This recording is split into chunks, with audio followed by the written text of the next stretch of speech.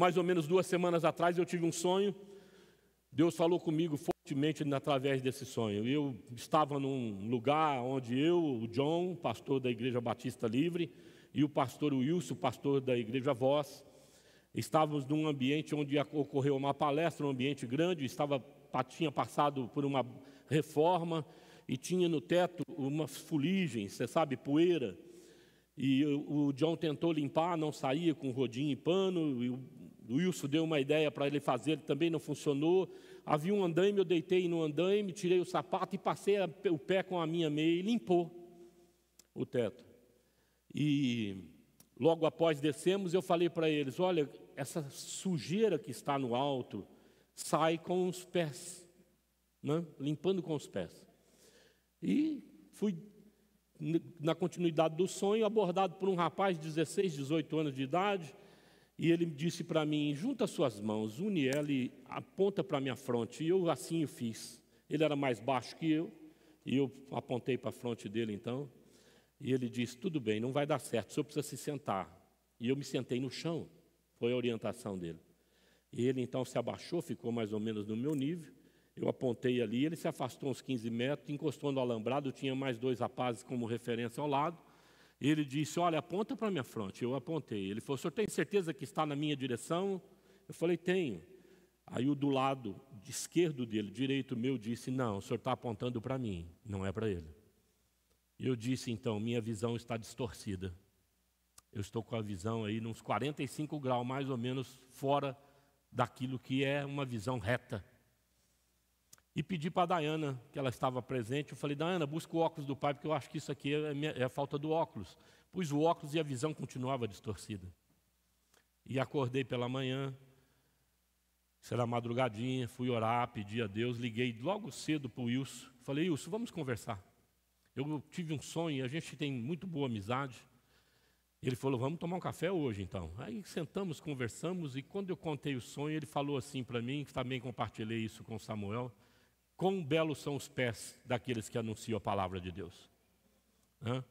Essa é a palavra que veio no coração, tanto do Wilson quanto do Samuel, quando eu compartilhei este sonho com eles.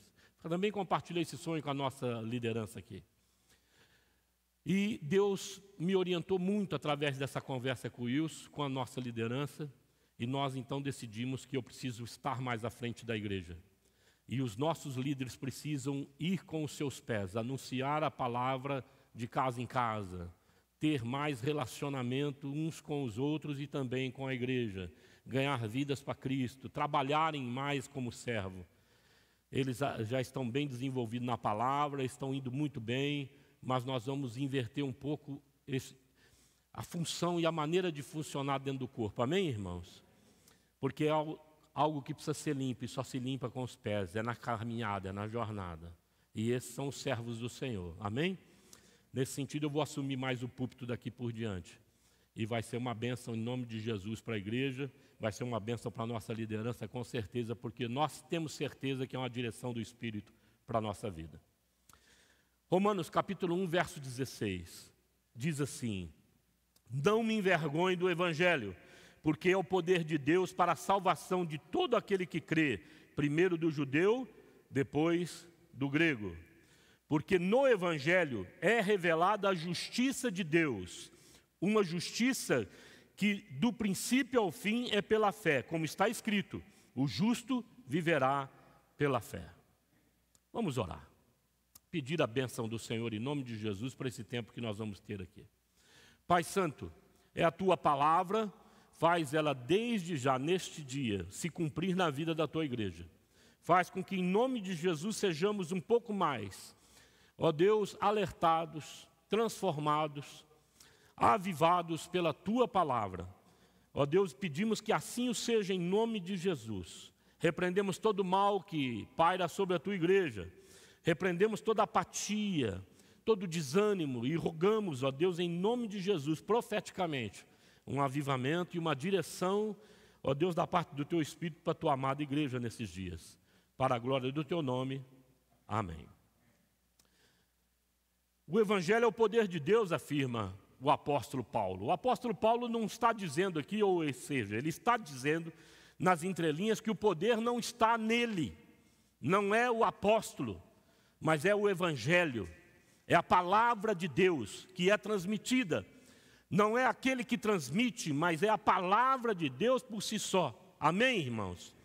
E é fundamental que você entenda isso. O poder não está em nós, na performance, na capacidade de raciocínio, na capacidade de entendimento da palavra, na explanação. Isso ajuda, colabora e muito, mas não é o diferencial. O diferencial é a palavra de Deus. E é fundamental que você entenda isso. Essa boa nova, ela só é poderosa na nossa vida se nós crermos nessa palavra, se nós lermos essa palavra como que Deus falando conosco. Caso assim não seja, não há poder de Deus manifesto na vida de ninguém. Essa palavra ela tem que ser um diferencial para a nossa vida, para que de fato ela seja caracterizada como um poder em nosso favor. É preciso, amados, nós atentarmos para a existência de algumas implicações que eu gostaria de passar nessa breve introdução para contigo. Primeira coisa que nós precisamos entender é que o evangelho precisa ser encarnado. Jesus deixa a sua glória, conforme Filipenses capítulo 2, se esvazia de si, tá certo? Humildemente encarna a mensagem do evangelho e ele passa a ser palavra encarnada. E nós precisamos também assim acolher o evangelho, como que a nossa própria pele, como que algo que eu acolho para a minha existência, a razão da minha vida. E eu me dedico então à leitura dela, porque nela eu me encontro, nela eu sou revelado através dessa palavra, nela eu entendo quais os caminhos que devo trilhar e como eu trilho esses caminhos. Então eu preciso ler essa palavra e entender para que ela faça parte da minha vida. Foi isso que Jesus veio vivenciar para nos ensinar, de que para ser essa palavra ser viva de Deus na nossa vida, nós precisamos ser essa palavra. Nós precisamos fazer com que ela caminhe, ela saia da mente, migre para o teu coração e vá para os seus pés, te conduza no seu dia a dia. Essa é a mensagem do apóstolo Paulo, é a mensagem da encarnação do verbo vivo. E esse verbo vivo diz a palavra de Deus que ele trouxe libertação, ele trouxe cura, ele ressuscitou mortos, ele curou de uma maneira extraordinária cegos, ele fez surdos ouvirem, ele desafiou as leis da física andando sobre as águas, ele desafiou a lei da física multiplicando matéria, pão e peixe. Multiplicou e não foi pouco, foi muito. Ou seja, Jesus mostrou que o evangelho é capaz de mudar a ordem natural das coisas para que o sobrenatural de Deus aconteça efetivamente na nossa vida. Aleluia, irmãos. Isso é o evangelho. E Paulo está dizendo, ele é o poder de Deus. Mas para que esse poder de Deus aconteça, é preciso ter renúncia. Não existe esse negócio de que, olha, vocês são mais que vencedores. E a igreja, glória a Deus, aleluia. Não é que bênção. É preciso ter esvaziamento do eu, né, para que o Espírito Santo encha a tua vida. Se não houver esvaziamento do eu, se não houver cruz existencial, Jesus diz, aquele que não pegar a sua cruz e não seguir após mim, não é digno de ser o meu discípulo. Se não haver cruz, não tem poder. Se não houver esvaziamento e humildade, não tem como Deus caracterizar a glória dele na tua vida. Não tem como a luz de Cristo, o sal da terra, fazer diferença em mim, ou através de mim. Porque não é na arrogância, não é no saber humano que o Espírito se move. É importante conhecer as Escrituras, porque nós padecemos por não conhecer nem as Escrituras, diz a palavra, nem o poder de Deus. Então eu preciso determinar no meu coração desde já, enquanto estamos iniciando essa palavra, Senhor, é humildemente que eu quero me apresentar diante de Ti como Tua serva e o Teu servo. Amém, irmãos? Você não é o diferencial do processo de que Deus estabeleceu de reconstrução da sua vida e transformação da sua vida. É a graça de Deus, o Espírito Santo e a sua palavra. Aleluia? É isso que transforma a sua vida. E aqui a Bíblia fala muito claro, não tem judeu, não tem gentil. Deus não faz acepção de pessoas. Ele está dizendo, não importa quem você seja. Não importa o que você tenha feito, não importa o que você esteja vivendo, tão somente creia. Amém? Que esse evangelho transforma a vida de todo aquele que crê. Louvado seja o Senhor por isso. Mas é preciso haver um esvaziamento do eu. Penso que nós estamos vivendo um período muito complicado. O evangelho só se caracteriza como poder de Deus para os justos que vivem pela fé. O ser justo, enquanto justificado pelo Senhor Jesus Cristo, o justo, é de fácil entendimento. A gente entende isso, que nós somos justificados pela justiça que há em Cristo. Porque a nossa justiça, segundo a palavra de Deus, é como trapo de imundície. Não faz frente à expectativa de Deus, ou aquilo que nós poderíamos responder para Deus enquanto justiça. O trapo de imundície era aquilo que um leproso colocava na pele, enquanto as feridas ali soltavam aquele líquido, e depois ele tirava, aquilo é o que o profeta disse, é trapo de imundície, ou seja, algo fédico, algo ruim, muito ruim, que é preciso jogar fora, descartar.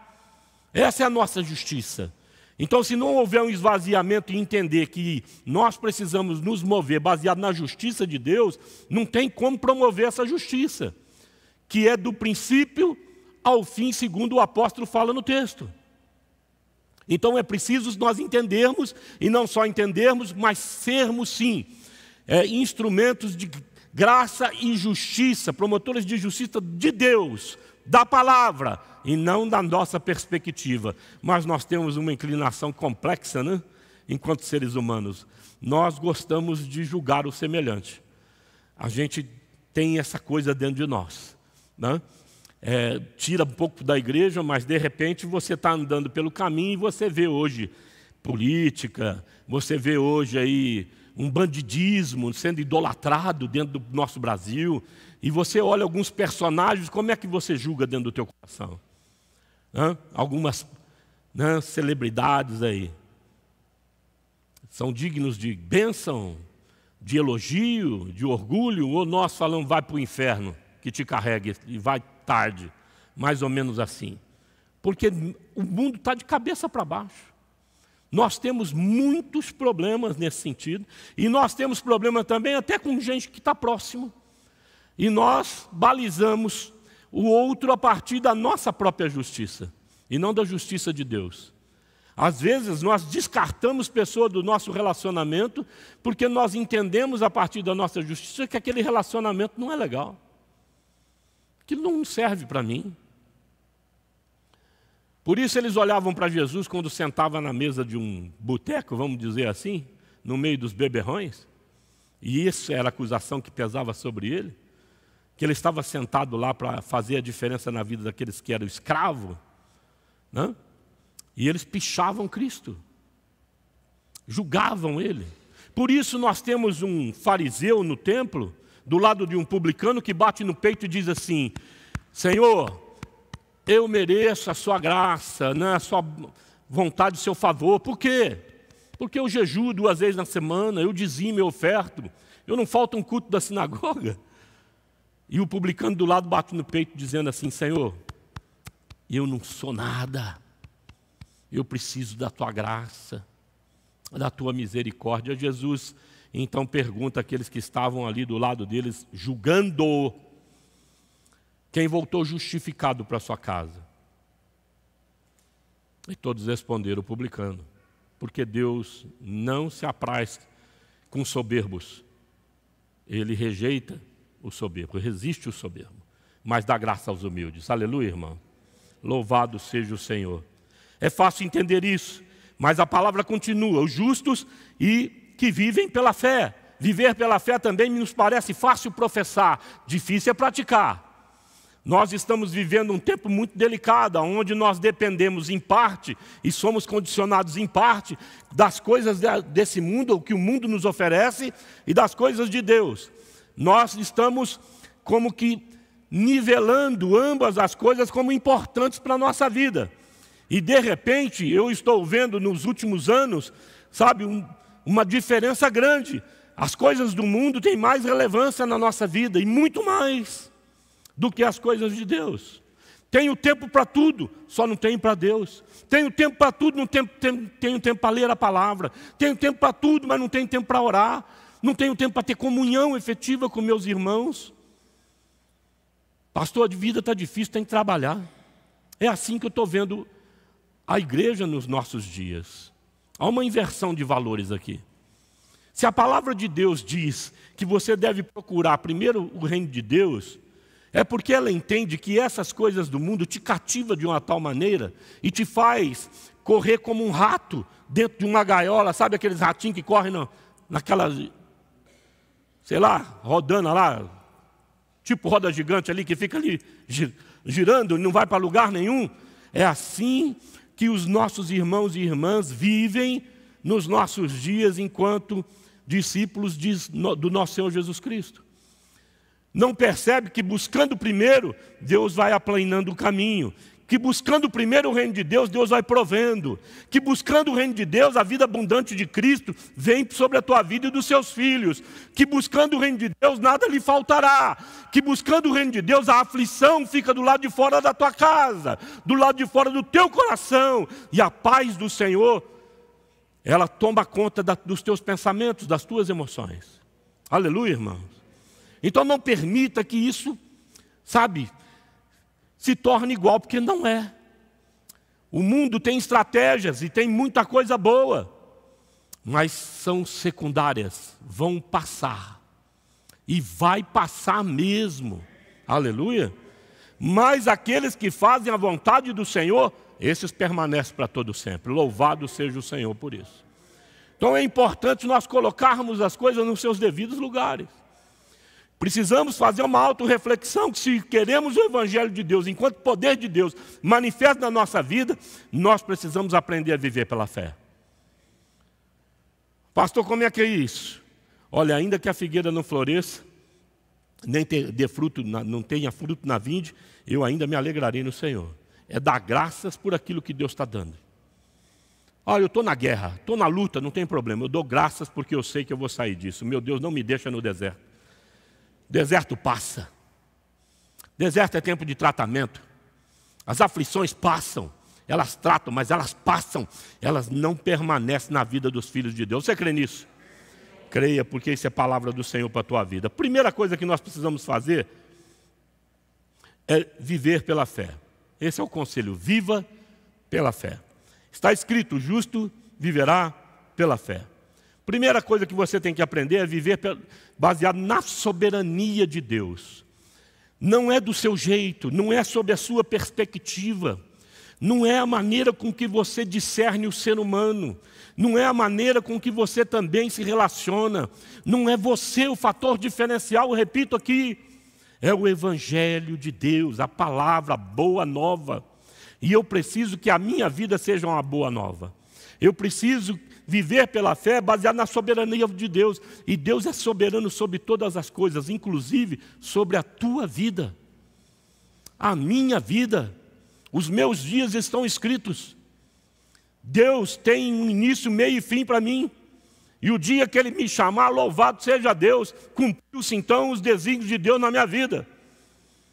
O choro vai doer para aqueles que ficam, mas Papai do céu cumpriu a vontade dEle na minha vida. Estava determinado, amados, e está. Nós precisamos crer na soberana vontade de Deus, e isso se aplica em todas as áreas da nossa vida.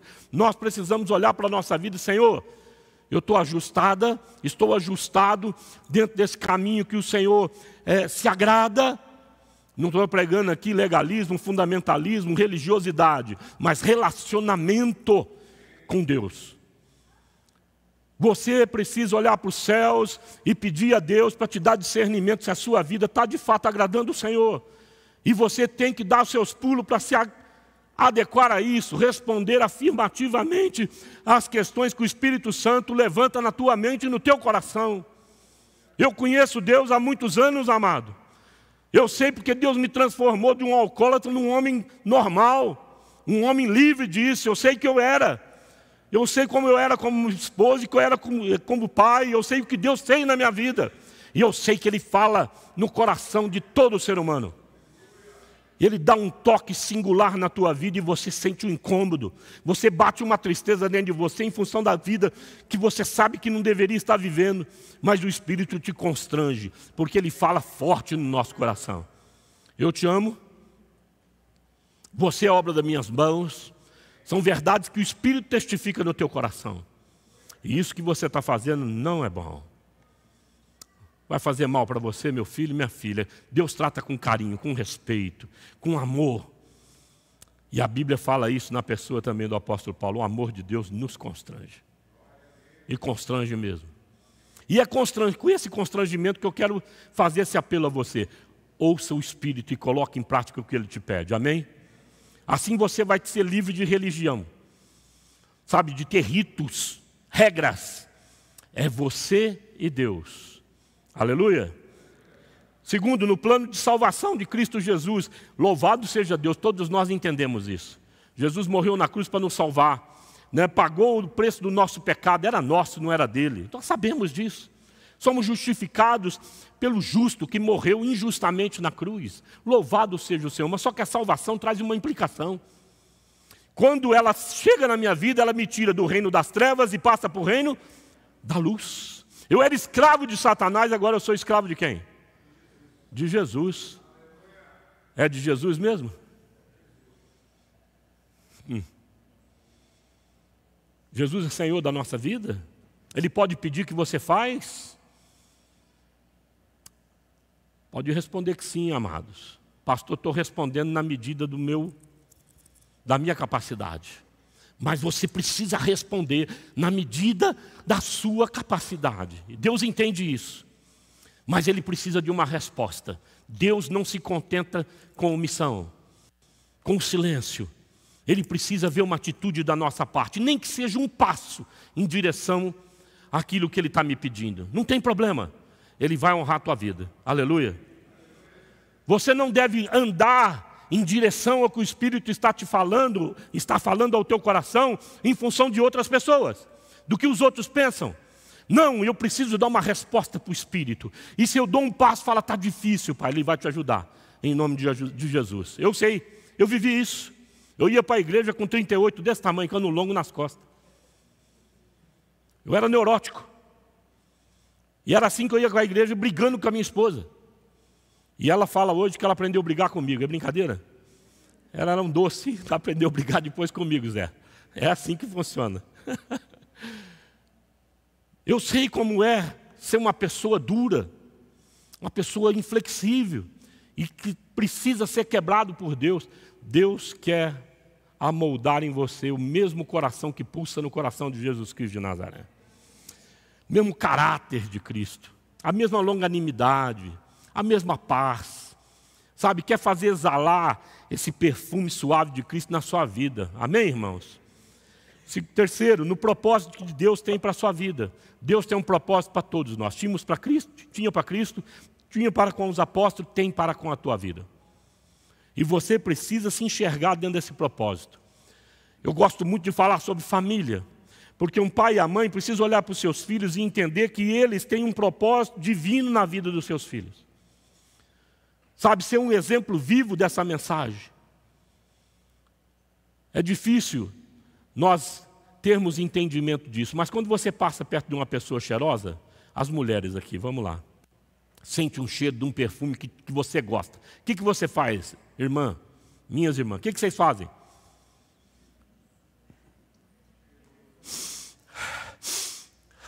Puxa, que perfume bom. Que marca será esse negócio? Não é?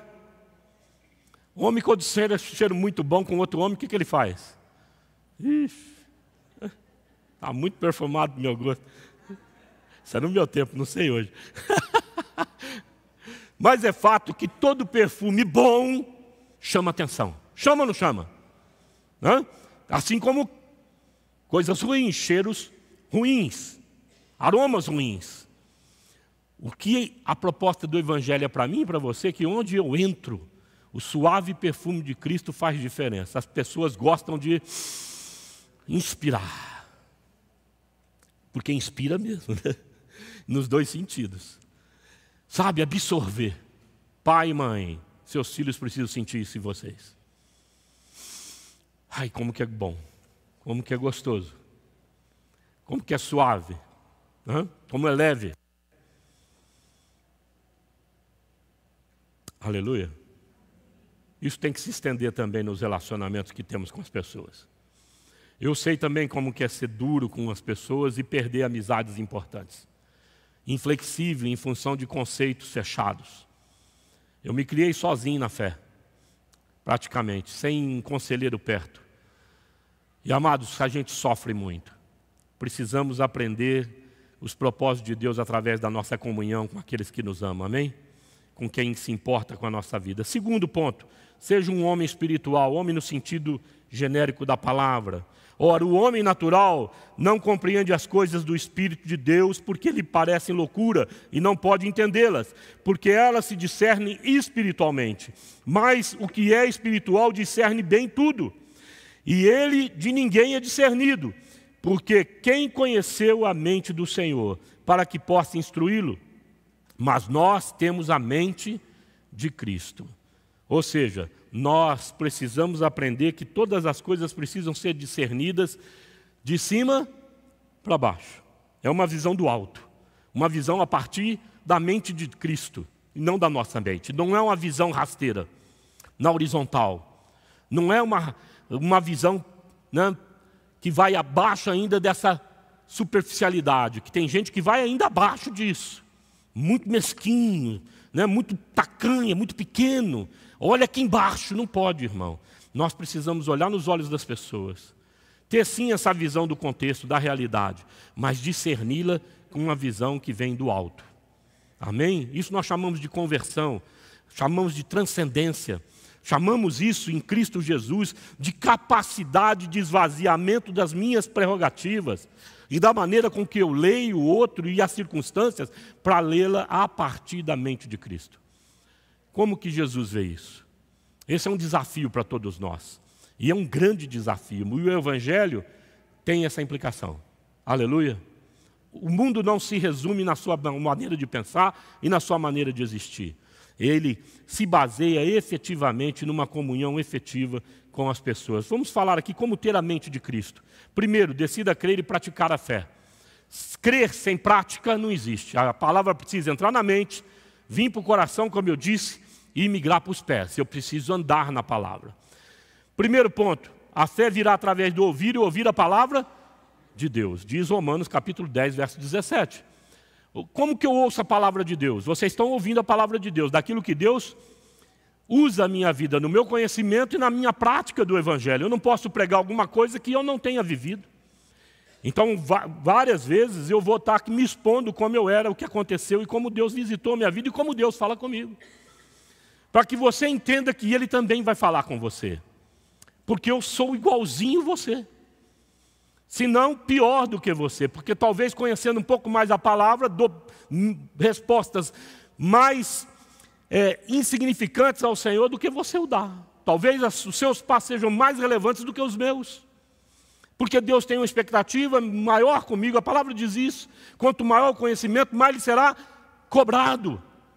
Eu tenho entendimento disso. E às vezes, sinceramente, eu olho e falo, Senhor, não dá. Não vou continuar andando nessa direção.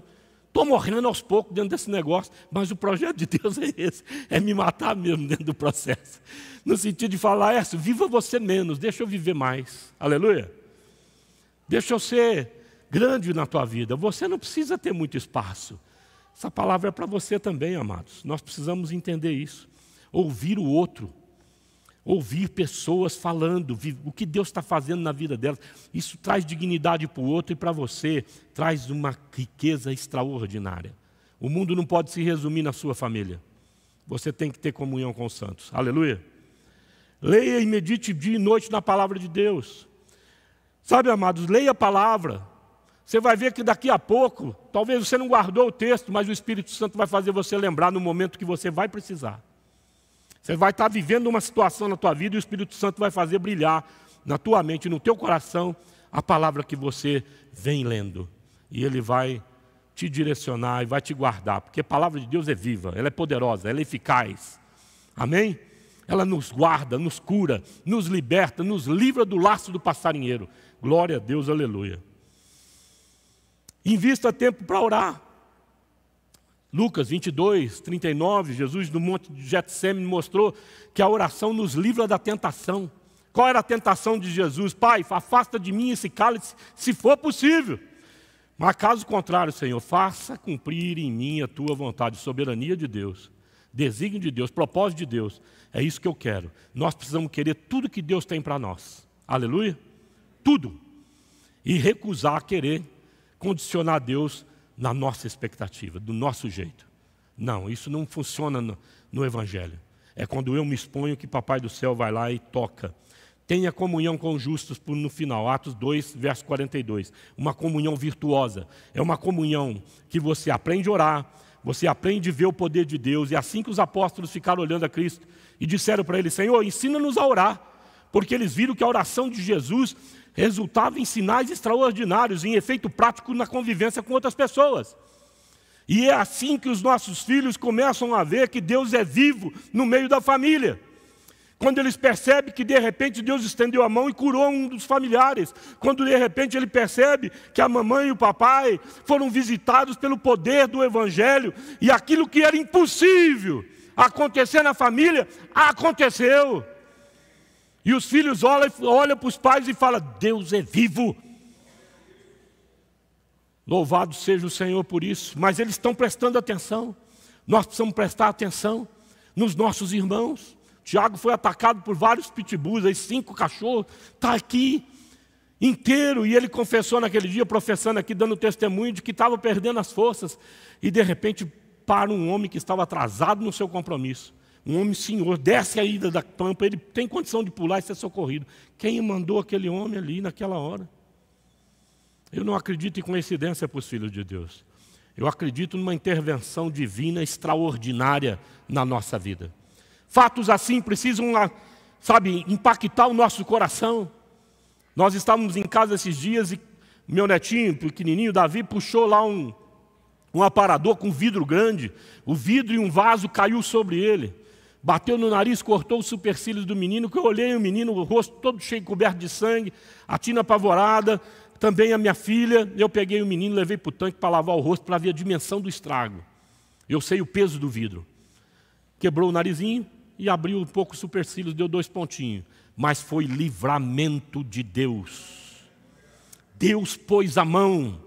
O menino estava conosco na mesa, foi ele atrás da avó e a menina, e de repente ele inventou de subir num aparador que fica escondido atrás de uma parede.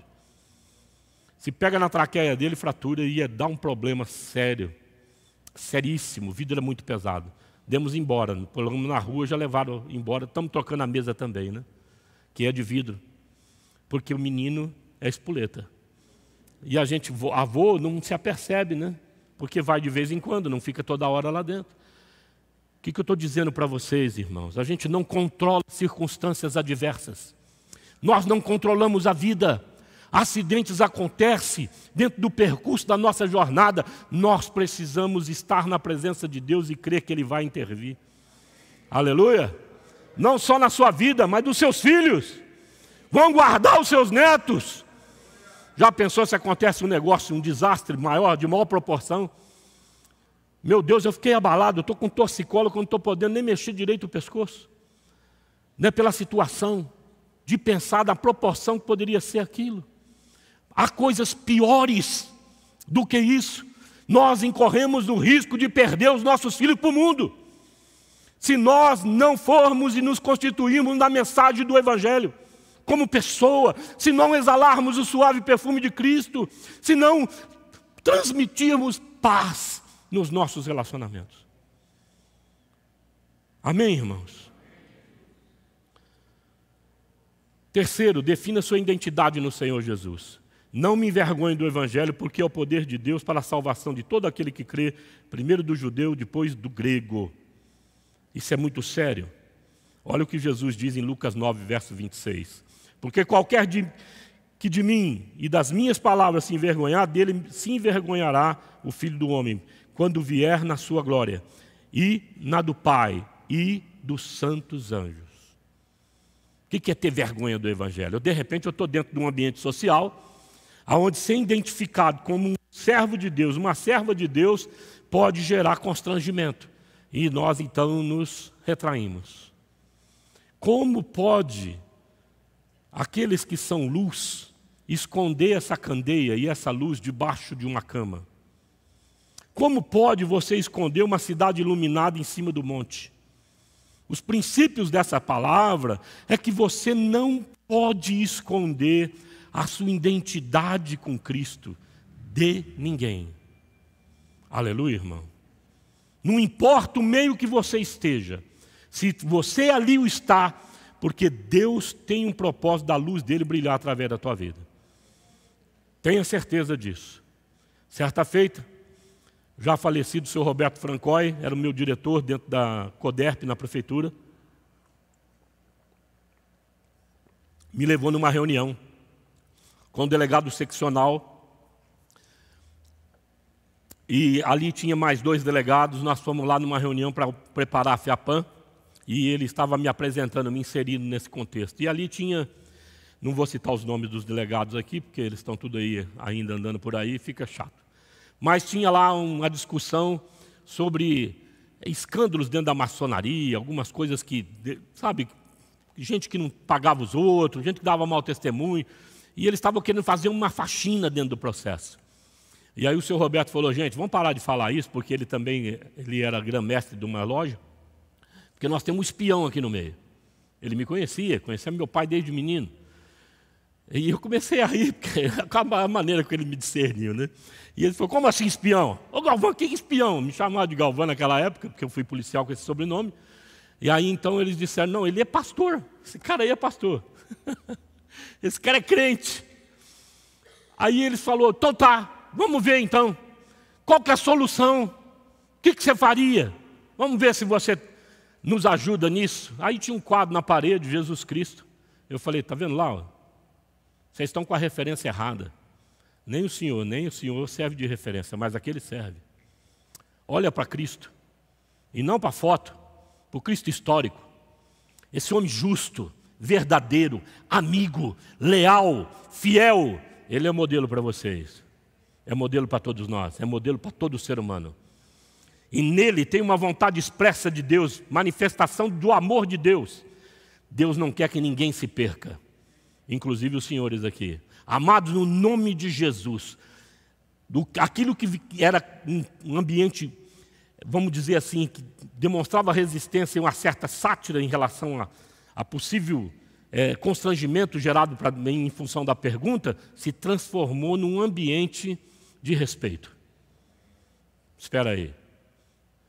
Um dos delegados veio de outra cidade, estava lá, e eu conheço ele, disse assim: cara, você tem toda a razão. Nós estamos com o alvo errado. Precisamos olhar para Cristo. Não existe referência melhor do que a palavra viva. Jesus Cristo de Nazaré. Aleluia, irmão. Não se envergonhe dele. Não se envergonhe da sua palavra. Assuma, acolha, e que todo mundo saiba quem você é. Quero chamar a equipe de louvor para vir à frente, enquanto nós encerramos essa palavra. Terceiro ponto, gostaria de pedir para você ficar de pé.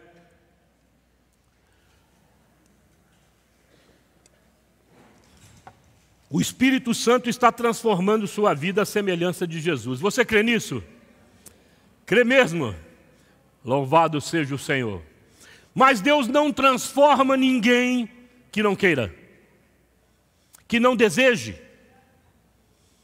Deus precisa ver um sinal da nossa parte. Há 10 leprosos andando pelo caminho, e ao verem Jesus, o que eles fazem? Eles correm para ele. Jesus deixou expresso isso na palavra: vinde a mim, todos vós estáis cansados e oprimidos, e eu vos aliviarei. E você precisa vir, precisa ir ao encontro de Jesus. Você precisa se render a essa boa nova, boa notícia de que Deus enviou seu Filho para que nós pudéssemos ter uma referência segura para a nossa vida, e não só para a nossa vida, para a vida dos nossos filhos. Não há lugar melhor para criar os nossos filhos que a igreja, a comunhão dos santos. Não estou falando igreja, rito. Não estou falando igreja local, isso não é igreja. Mas nós, enquanto congregados, somos a igreja. Não há lugar melhor. É ali que a família é socorrida, é ali que a família é guardada. O Espírito nos une e nos transforma na comunhão. De uns para com os outros, recebemos dons de Deus para isso. Para nos edificarmos mutuamente uns aos outros.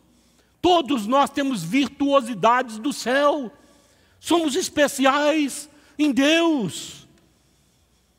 E sendo usado por Deus, nós levamos saúde, levamos cura, levamos transformação, agregamos valor e princípios na vida dos nossos irmãos, das famílias que convivem conosco. Essa é a mensagem viva do Evangelho, por isso ela é poderosa. Nós não podemos desistir dos relacionamentos tão fácil. Nós não podemos abrir mão, porque de repente alguém está dando trabalho dentro do processo. Isso faz parte. Deus tem falado muito isso comigo. Tem alguns relacionamentos que Deus deu para mim, que é para me tratar, e eu sei disso. Tratar com as minhas intransigências, sabe, as minhas inflexibilidades. Meu irmão e minha irmã, se abra para o Evangelho, porque ele vai de fato mudar não só a sua vida, mas de todo aquele que se aproximar de ti. Diz para 2 Coríntios 3,18: e todos nós que com a face descoberta contemplamos a glória do Senhor, segundo a sua imagem, estamos sendo transformados com glória cada vez maior, a qual vem do Senhor, que é o Espírito.